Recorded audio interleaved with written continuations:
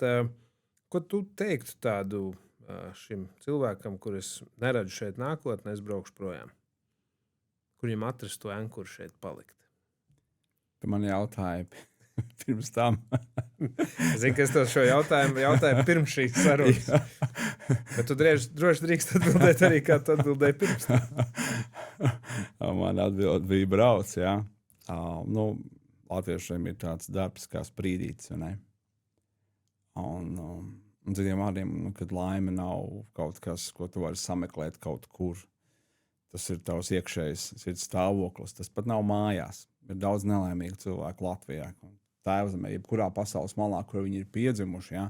Tas, ka tu esi dzimtenē, automātiski negarantē to, ka tu būsi laimīgs. Tanī pašā laikā tu esi savējais, tu esi svešnieks, tev ir daudz lietu, kas tev citur nav. Ļoti daudz lietu, kas aizbraucot, tev vienkārši nav.